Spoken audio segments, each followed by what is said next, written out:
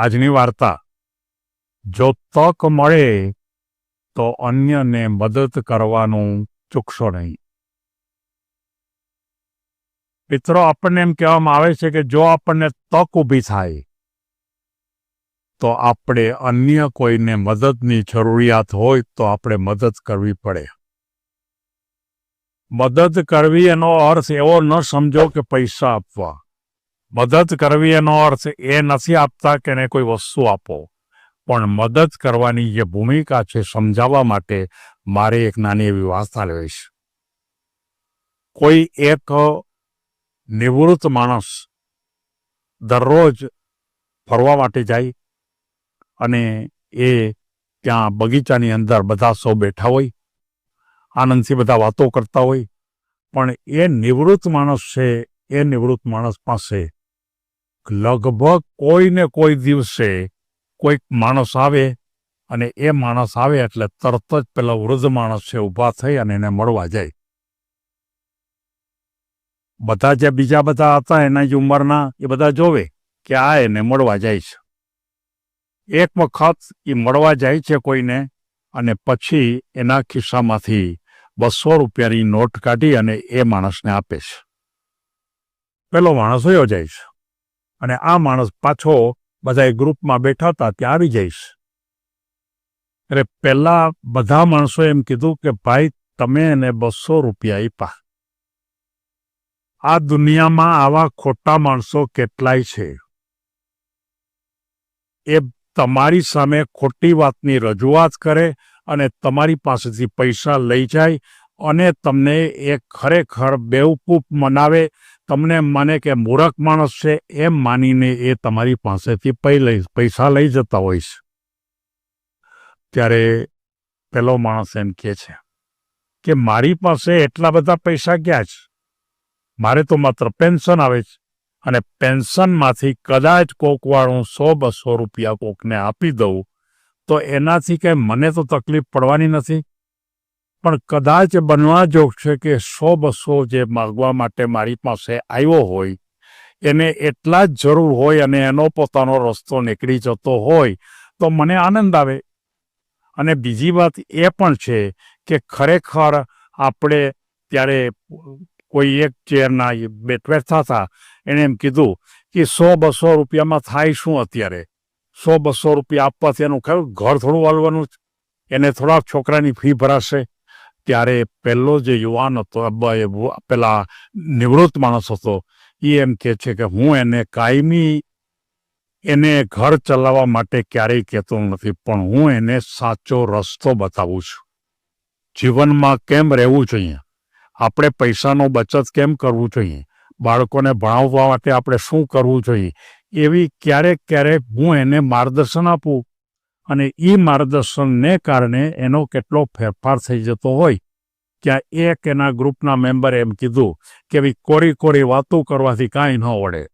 એને માર્ગદર્શન આપો કે તમારે આમ કરો ને તમે ધ્યાન રાખો ને જાજા કલાક કામ કરો ને તમારા બાળકોને બચત કરો ને આ કરો, એમાં કાંઈ વળે નહીં, કોઈ વાત ન કરે. ત્યારે એને એમ કીધું કે હવે મારે તમને ચોખવટથી વાત કરવી છે.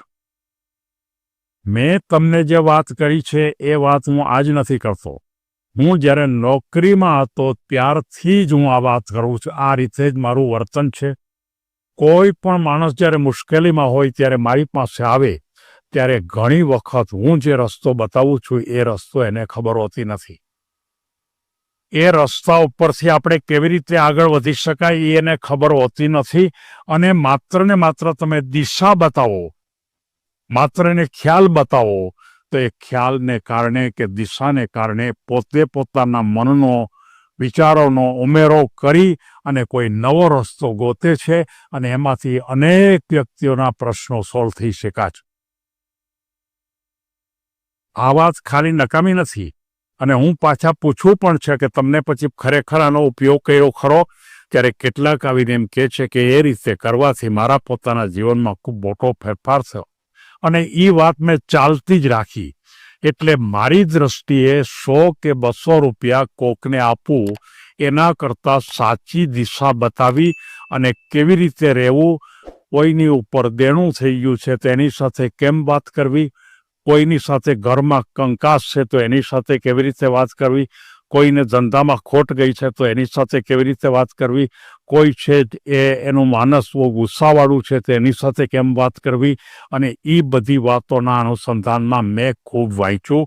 અને એ વાંચ્યા પછી મને એમ થયું કે આટલી જ વાત, માત્ર કોઈની સાથે 10 મિનિટની જ વાત, કોઈની સાથે માત્ર 15 મિનિટનું જ માર્ગદર્શન, કોઈને માત્ર દિશા બતાવવા માટે એક જ વાક્ય, અને એ જેના જીવનમાં બહુ મોટો ફેરફાર થાય છે એમ મારો અનુભવ છે. અને એ અનુભવને કારણે મારે આજે તમને સૌને પણ કહેવું છે કે તમે એકવાર કરી જુઓ. બધાય જે હતા નિવૃત્ત માણસો, એ બધાને એમ થયું કે વાત તો સાચી છે.